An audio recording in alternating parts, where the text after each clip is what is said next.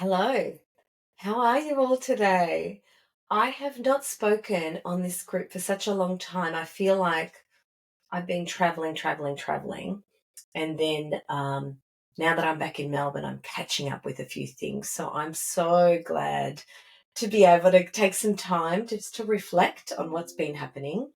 For those of you that don't know, I started traveling in April. I went on a long boat to Honolulu right through the beautiful Pacific Ocean. And I'll share some of the sunsets and some of the videos of the water. I think some of you would find that quite peaceful and relaxing. It was quite an experience to be in the middle of the ocean with no land around for so long.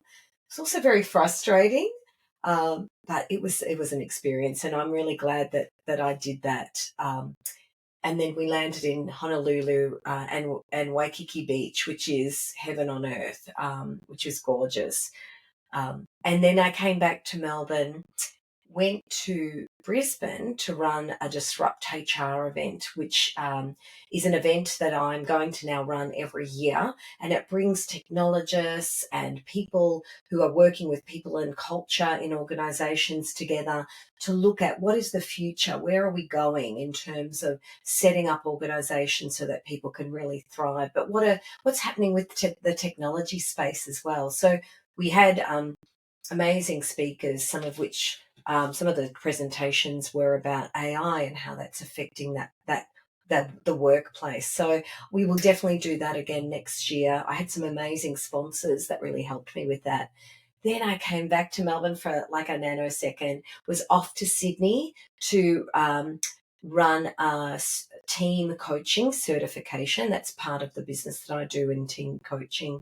And that was with my colleagues from 16 Conditions Australia. And that was really, again, very amazing. We had an incredible group of people joining us for that certification. And it was in Cockatoo Island, which is right in the middle of the harbour.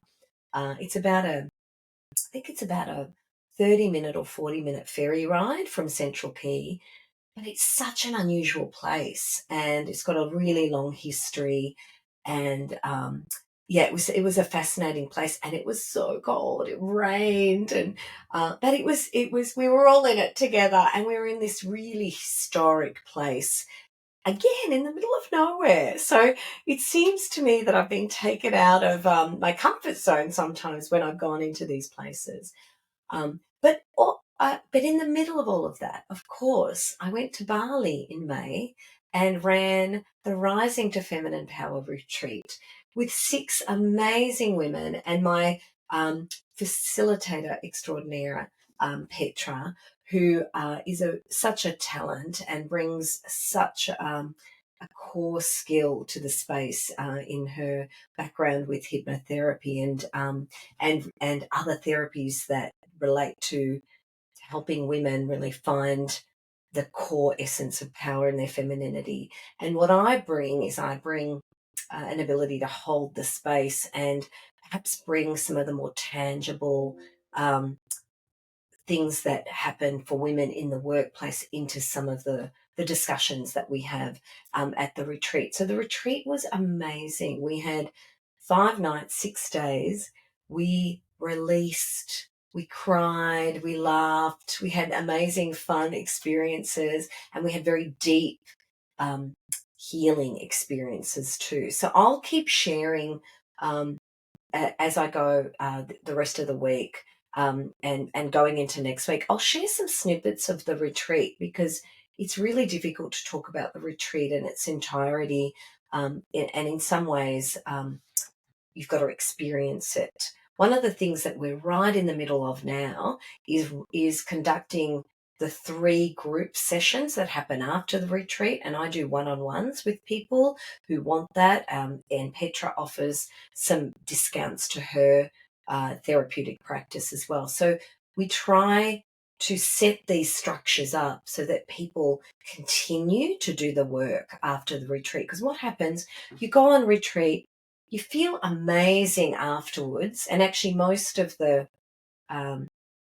when I touched base with everyone after the retreat, they felt euphoric.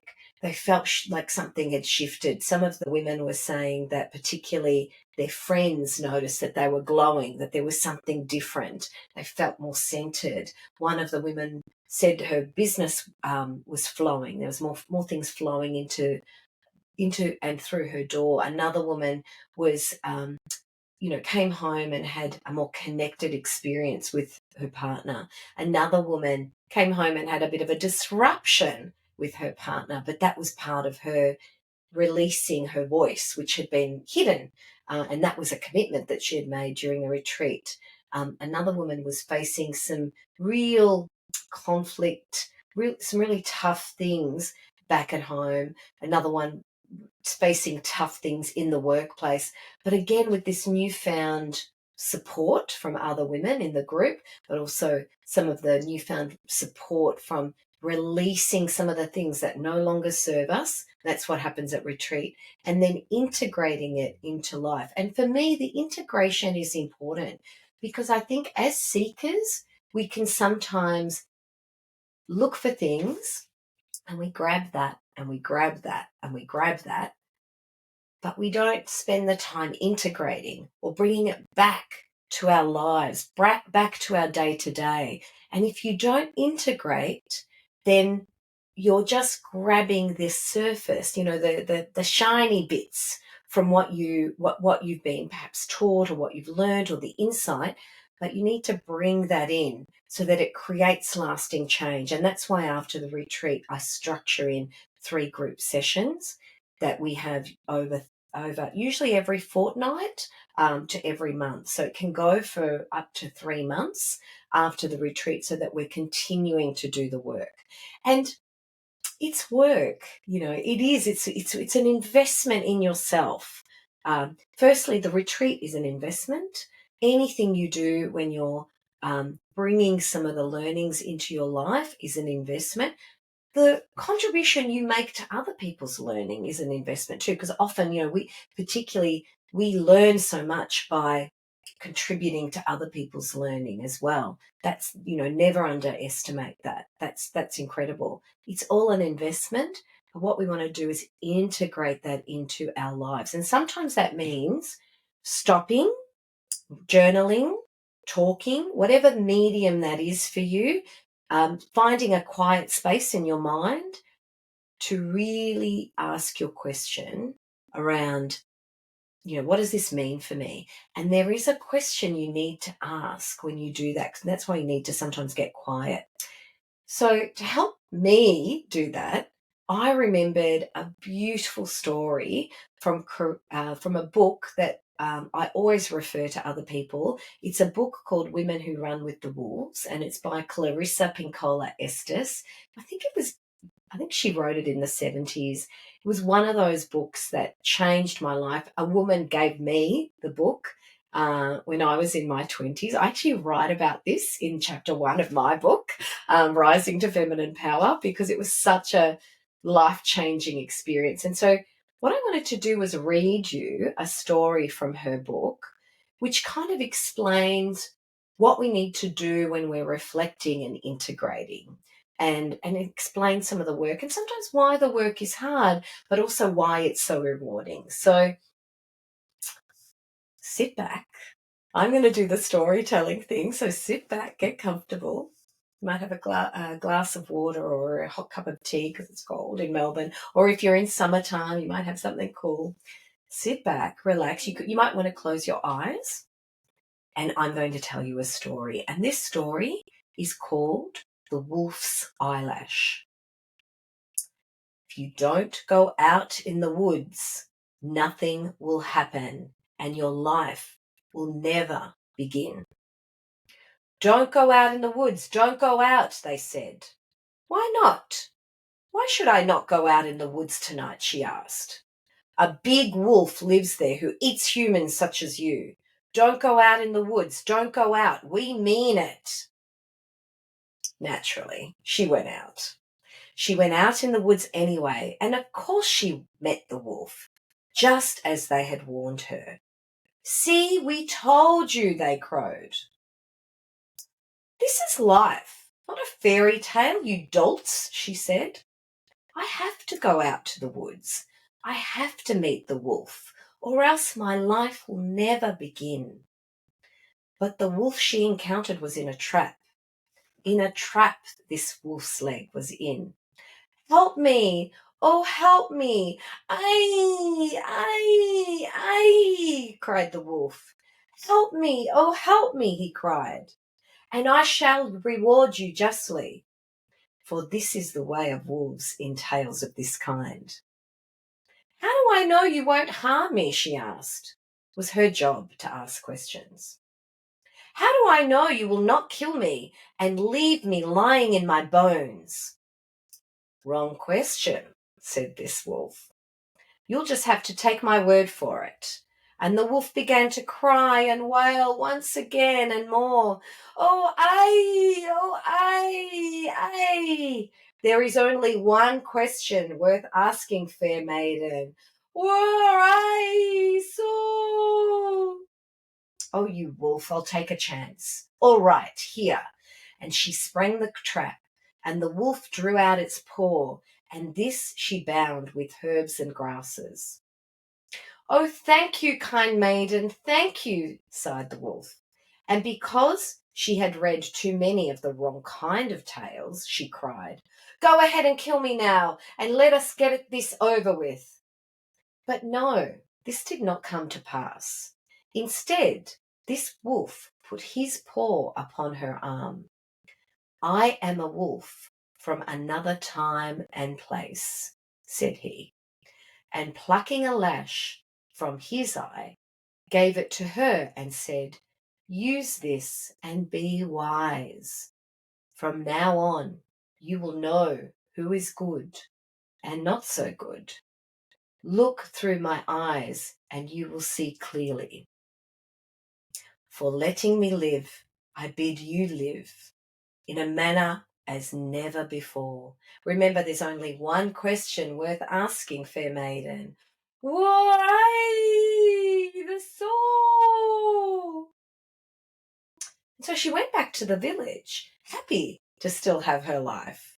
And this time, as they said, just stay here and be my bride, or do as I tell you, or say as I want you to say, and remain as unwritten upon as the day you came. She held up the wolf's eyelash and peered through and saw their motives, and she had not seen them before. And the next time the butcher weighed the meat, she looked through her wolf's eyelash and saw that he weighed his thumb too. And she looked at her suitor, who said, I am so good for you. And she saw that her suitor was so good for exactly nothing. And in this way and more, she was saved from not all, but from many misfortunes.